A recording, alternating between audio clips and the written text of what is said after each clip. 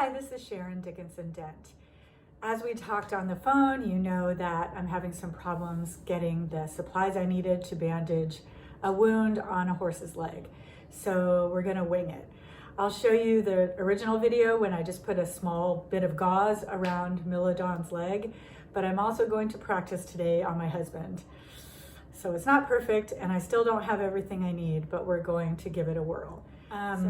Before I would bandage a horse, I would first assess the wound and make sure that I don't need to call a vet as an emergency call. It would be an emergency if the wound were pulsing or gushing blood, if it were more than a few centimeters long and deep, if it were causing lameness, if it were in a place that was difficult to access and I couldn't get it clean, or if it was extremely dirty, if my horse wasn't vaccinated against tetanus, which I hope would never be true. So if any of those things were true, I would definitely call a veterinarian on an emergency call. Otherwise, I would get to work to clean it very well.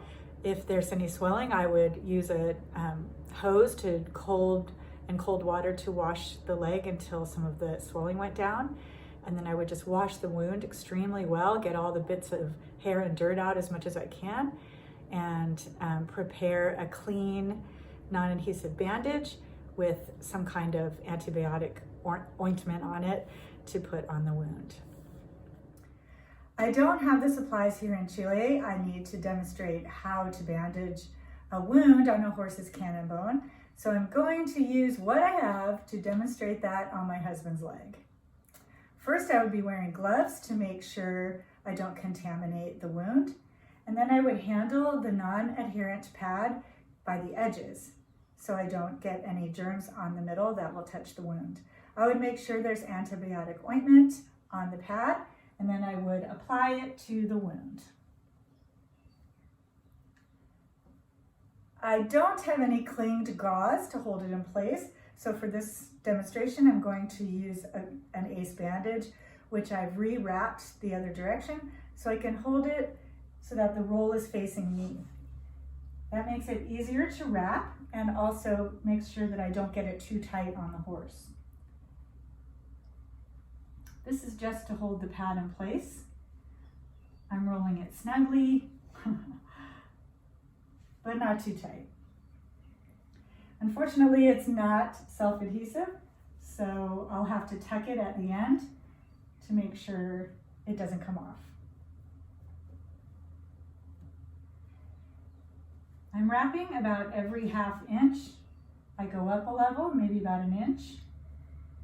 Wrapping evenly, making sure I don't have any wrinkles or bulges that might cause pain or injure the horse's tendons or bruising.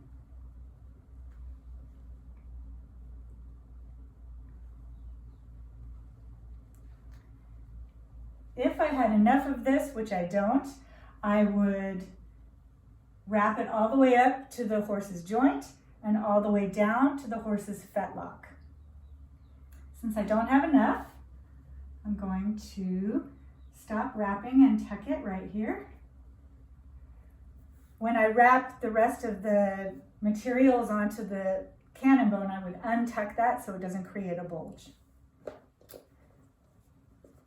Once I put the clinged gauze in to hold the bandage in place, I would use elasticon to cover that up. And the next step would be to put a proper padded cotton pad on, which I don't have, so I'm using a towel. So this is my cotton pad, which I can't find here. They don't seem to have any. So if I were to bandage the horse using this, I'm going to wrap it around the leg, making sure I don't go too high up on the joint.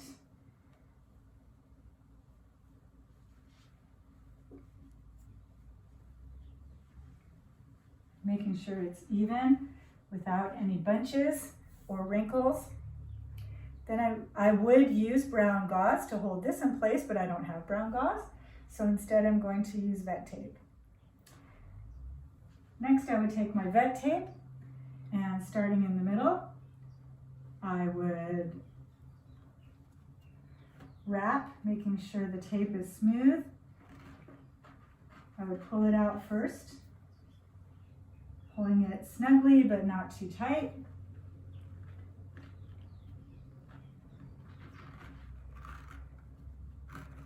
Overlapping by about 1/2 inch each turn.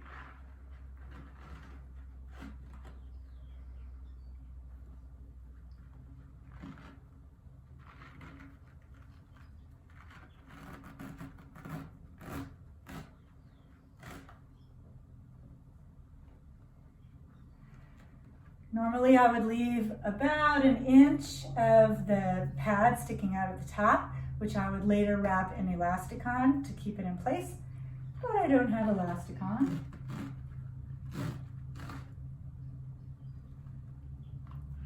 Then I would go back down.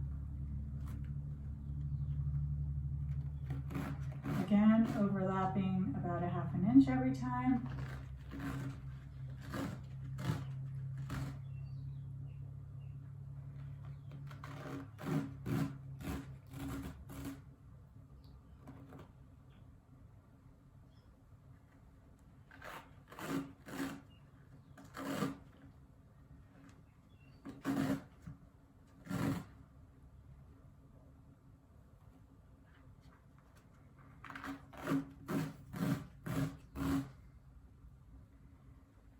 If this were a real horse, I would take this tape all the way down to the fetlock, just above the pad at the fetlock. And then I would also wrap the lower half, the lower piece of the exposed bandage with elastic on to hold it in place. I don't have enough vet tape to go all the way to the bottom of this bandage, but I would continue in this way, wrapping it with about 1/2 inch of overlap each time until I got to the end. With the materials I have here and the lack of a horse today, this is the best I could do to demonstrate that I understand the method for bandaging a wound on a horse's cannon bone. Some of the concerns that were on my mind as I was doing it was to make sure that the inner layers were snug but not too tight. The outer layer could be quite tight because this pad is in place to protect the tendons and bone from any pressure points. I want to make sure that it's wrapped evenly, about 1/2 inch between each wrap. When I finally do take this off on a real horse, I would cut it and then massage the leg to get the circulation going. So there you go. There's my horse's bandaged cannon bone. Now I'll show you my first attempt at bandaging the cannon bone of a real horse. Unfortunately, I still didn't have all the supplies I needed. I had the antiseptic that I would use to clean the wound and some sticky gauze, vet tape, and regular gauze. Okay, so this is Sharon Dickinson Dent. I'm here with Milodon, and we're going to put a bandage on his leg. So first I would take a piece of clean gauze, and I would be wearing gloves if I were doing this for real, or I would have very clean hands. And I would place the gauze over the wound, maybe even with some antiseptic cream on it. And I would take another piece of gauze,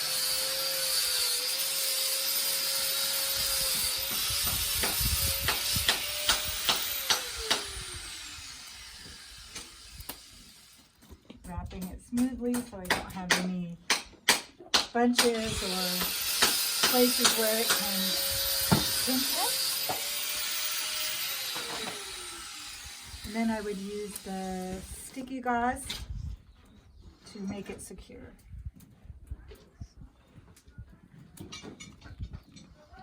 Not pulling too tight because I don't want to injure his tendons. Whoops, I'm going to go the other way.